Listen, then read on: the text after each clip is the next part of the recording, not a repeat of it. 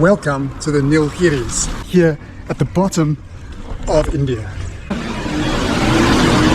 Let's look at this one, and hopefully you don't get trampled to death. I've never seen so many bakeries.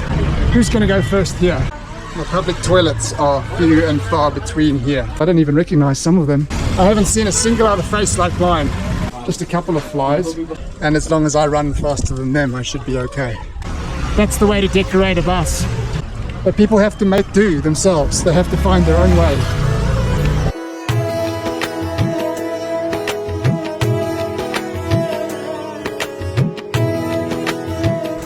It's much cooler up here in the mountains. We're about 1,800 meters or 6,000 feet above sea level. A couple of days ago, Delhi was getting up to 46 degrees, but here it's 29. Have a look right here.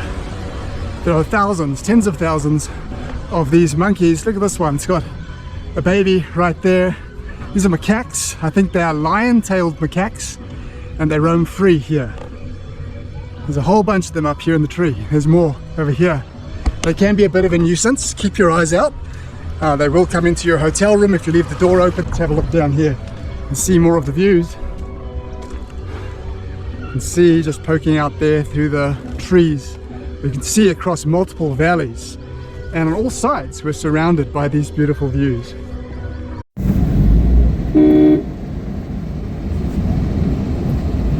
But of course, this is India. You have to house 1.5 billion almost people somewhere. And so you're never very far away from other human beings.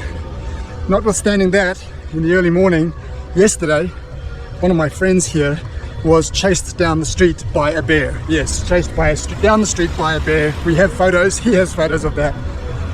And a new friend that I met, a local man, yesterday, told me that his dog was eaten by a leopard immediately outside his house.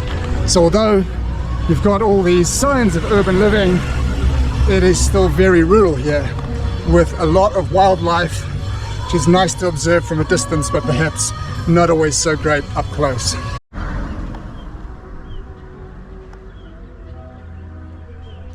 But walk with me up the hill here, and I'll show you one of the town centers up here in the town of Kotagiri. Let's go. Even in a rural area like this, you're never far away from the chaos of Indian traffic. Who's going to go first here?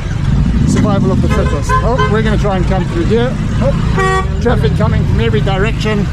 This is just a really small town, right? We're just trying to get to a roundabout over here. This is the chaos that you'll see. You just have to look people in the eye, step out boldly, and hopefully you don't get trampled to death by another person or a vehicle. So you've got this roundabout here, statue of someone, not sure who, over there.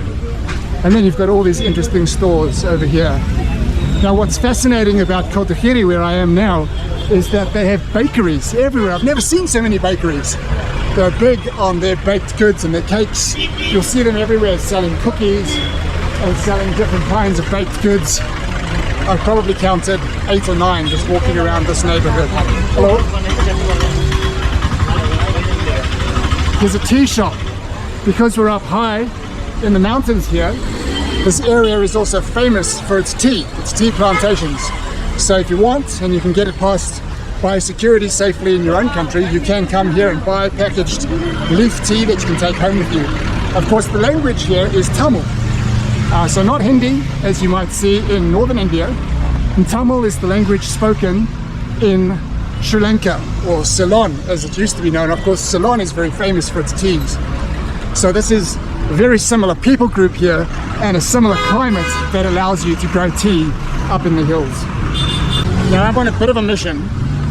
I've been in India for a week and a half now, and I've hardly found any nice little souvenirs for my wife and daughter. So that's my mission here. I've got them a couple of little things, but I've been away for a long time, checking this country out on my own for the first time, but I've sort of been to another country on my own in many years, and so I want to find them something nice. So let's see if I can. Now, public toilets are few and far between here. You're not going to see a whole bunch of them just out on the street, and so you'll very often see men on the side of the road just having a wee. That's quite normal here. It takes a bit of getting used to if you're outside of the London pub scene. Here you'll see men, kids, sometimes even women just squatting at the side of the road. Quite common. Although India is so massive, almost 1.5 billion people, they only have about 10 million tourists a year across the whole country.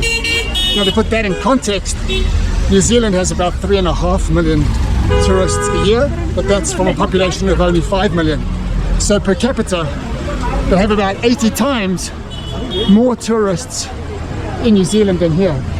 So the entire time I've been here, other than a couple of friends I'm traveling with, I haven't seen a single other face like mine. It's really quite remarkable. In fact, everywhere we've been, other cities as well.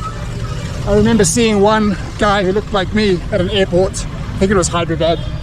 It's literally all I've seen. Now, there may be visitors or people on work visas from Bangladesh or other countries around here that I can't tell apart ethnically.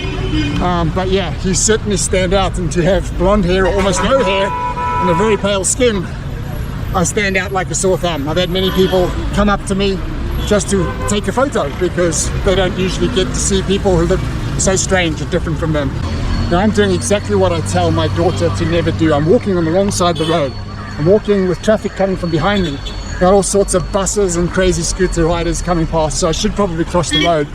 But you can see here, we're getting into an area that is very local. Lots of street dogs, of course. I haven't seen any so far that have been aggressive, but sometimes in the night you'll hear them fighting. You'll hear them fighting with each other. Oh, take my light in my hand. It is a pedestrian crossing, but that means nothing here. Let's have a look down here in this market. Oh, they've got all their products here that they're selling, all their bags of products, coconuts over here, different vegetables. What's that? Big bags of rice. All of these are huge, what, 10 kilo maybe bags of rice. And up here, you can come here to buy your chickens or ducks. There they all are. This is very, very local.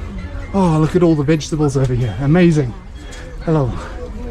Beautiful. Beautiful fruit and vegetables. I don't even recognize some of them. Amazing. Look at those. Look so amazing. These over here, little chilies, I think. So beautiful. Wow. So this is just a market area. Hello. Hello. With so many people selling their fruit and vegetables, mostly vegetables. Here's some trinkets. Maybe I'll be able to find something here for my daughter. Very, very local. Look at that. You can see someone's got their sewing store here. They've got their sewing machine over there. All sorts of sewing contraptions here. Very old school. You have to make do. Here's another one next door. Hello. Looks like the whole family is employed. Oh, there's many over here. This must be the tailor part of town. And then many of these very small stores with just a few items. They've got a mix of hardware goods there, household needs, a few snacks. People making a living buying and selling as best they can. Let's go down this side street and see what else there is. Some more chickens. There'll be someone's dinner soon, I suspect. More in there. Oh, chilies. Of course, lots of spices here as you'd expect. Hello. More people sewing. Yeah, so if you lived locally, this is where you would come to buy all your ingredients. Of course, we've been enjoying delicious food everywhere. Eating at restaurants mostly, but wow, look at all the spice options here. So much.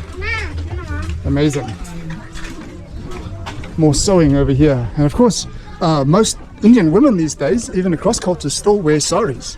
And so you just see sari shops everywhere. You know, that's just the number one clothing item for women of all the various subcultures and languages here, it seems. And so everywhere you go, you're going to see sari shops. But now we're into the butcher's area. Look at that. That's the dinner over there. Hello. Lots of fish here. Just a couple of flies. Hope they all get cooked very well. Bananas. The land is so fertile here as well. You can sort of grow almost anything. You look at the color of the earth. It's a bright orange color. It's similar to what I saw in Tonga when I visited there, where you can grow anything, sometimes 2 or 3 crops a year. Amazing to see the fertility of the land here. Hello. Another hardware store, a mix between a $2 store and hardware, I think. The flies around here in this market area are like something from the biblical plagues. never seen so many flies. They're thousands. They're landing on me all the time.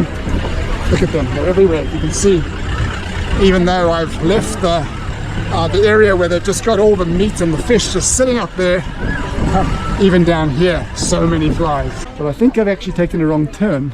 I'm trying to find another group of shops, so let me head back up this way again. Some Calvin Klein there for you if you need it. And let's see if I can find the other shops I'm looking for. So this area is called the Nilgiris, as I said, this mountainous area that broadly translates, I believe, to Blue Mountains. So you'll see up here, just on the sign over here, it says the Blue Mountains, because that's the area that we're in. Look at that. That's the way to decorate a bus. If you're watching from one of our boring Western cultures, you're missing out on the opportunity to make your bus look like that. Now, someone has tied off this rope over here. I wondered why, and that's because you've got this cow right over here who has right of way. The buses will stop and let the cow cross, because of course here in this culture, to many people, cows are sacred, and so they have free reign. They can cross the road as they like. You're the one in trouble if you hit them. Looks to me like this thin strip over here is supposed to have kept the cow here on this side of the road, but it's been a dismal failure. But we're here at one of the main bus terminals. Look how chock-a-block those buses are. No air conditioning here. Every seat usually taken, and often twice as many people standing as those in the seat. So if you think of a bus in a culture that you're probably most familiar with, you might have 40 seats in the bus. There'll be another 70, 80, 90 people standing. So just really, really full buses. There's just not 1 square inch of space not used inside a bus. I suppose the marginal cost of that 1 extra passenger is almost zero, so it makes those bus services pay for themselves. More little shops down here. Oh. You have to be an entrepreneur here. Even in this town of a few thousand people, we've seen many little shops, sort of convenience stores, no brands of course that you'd be familiar with, no 7-Eleven or anything like that. But people have to make do themselves. They have to find their own way to make money and to survive. So people are very entrepreneurial. They're always looking for an opportunity, which is why you'll see when Indian migrants come to Western countries, they so often excel.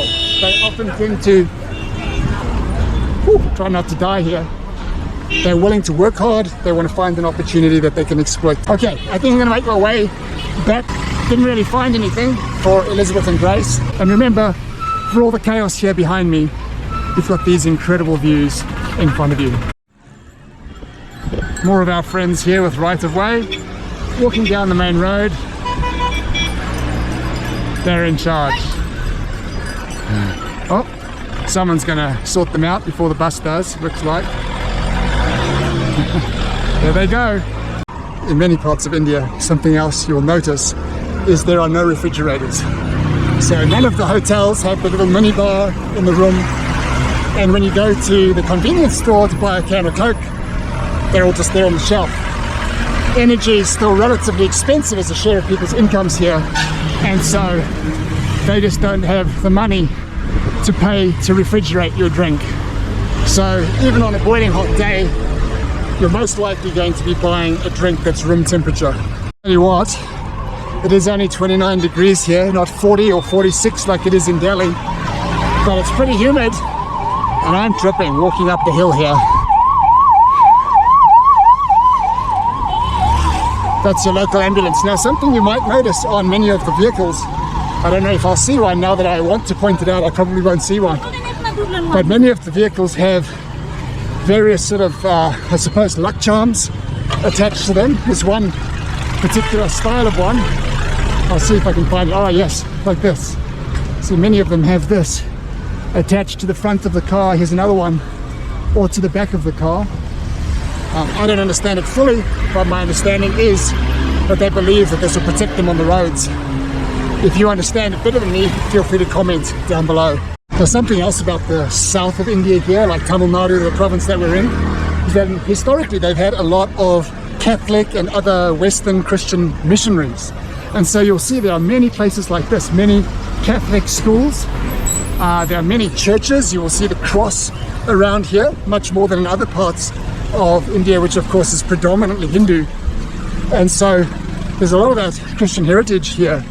And what's really interesting is people even have English names. So you may find someone here who's called, you know, John Wesley or something like that. Very English names that they've been given in the Christian tradition. Now they haven't even translated their names into their local language, Tamil, but they actually name them in English. And what's really interesting is that the English levels are much better here as well. And again, I would say that's the historical experience. It's the result of all that influence from those Western missionaries. And so it's persisted in higher English levels even till today. So you can have a conversation here with many people in English without getting too stuck. This one's got the same hairstyle as me. Well, I'm hoping that all the macaques that I see around here are providing a steady, healthy, balanced diet to the leopards and the bears. That means when I walk down some of the more isolated streets on my own, I don't have to worry about coming across a leopard or a bear with an empty stomach. Fortunately, there's almost always someone around, and as long as I run faster than them, I should be okay.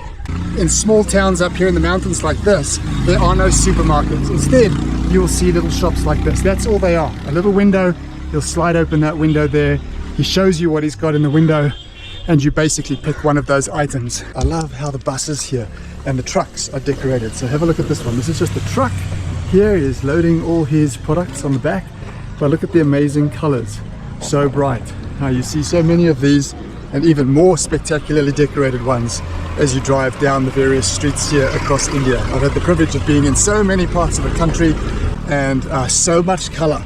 But I want to show you something else if you have a look up here. People in India love color. You see this in the saris that the women wear, and you see it in the buses and the trucks, as I've already shown you. But you also see it in the buildings, especially here in Tamil Nadu. I don't even know if you can see all the way across there. These are just typical colors that you see of the buildings. You see all the greens and the blues and the pinks. You've got a massive white, I'm guessing, Catholic church there. This area had quite a big Catholic influence in the past. But look at all those colors. It just makes such a vibrant background against the green of the trees and the bush around it. Let's talk car brands. Whenever I visit a new country, I like to see what the people are driving. India is Suzuki Land. Everywhere you go, people drive Suzukis. The taxis are Suzukis. It seems to be a reliable, relatively cheap brand. And as soon as you have an income to afford a Japanese brand, Suzuki is what you buy. It's interesting because in countries like New Zealand or Australia, a lot of people buy Toyota. Toyota is the trusted brand, but I think it's just that little bit more expensive than Suzuki. So you know you've made it in India when you can afford to buy your first Suzuki. You'll see they're everywhere. Suzuki, Suzuki. They do of course have their own brands. Tata is a vehicle producer here, but you actually don't see too many Tata cars. Here's another Suzuki. Right here, there's more up here. Here's another one here. I think you get the message. Suzuki Land. And now in a neighborhood called Ramshan, look at that one. Huge macaque crossing the road there. That's the fattest one I've seen. I wonder if it's a pregnant mother. It's very large. Some more sitting over here at the side of the road. This guy's hanging out for some fruit. Hello. There he is. Smiley. Okay, now this is actually where I was trying to come. I took two wrong turns at the roundabout, but I think I finally found the right street. So I'm back on the mission to see if I can find anything that Elizabeth and Grace might like. So much to see here. So fascinating. So different from anything that we have back home. Amazing experience. Oh, don't know what this is, but I don't want to stand on it. It looks sticky. Okay, let me see what these shops have. Lots of stores. Another giant bakery up here on the end. So many bakeries.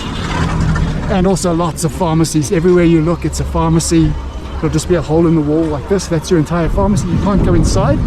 You just order from the front. And then, again, I haven't seen any supermarkets. All you see are these little stores like this. That's as big as they get. Really fascinating.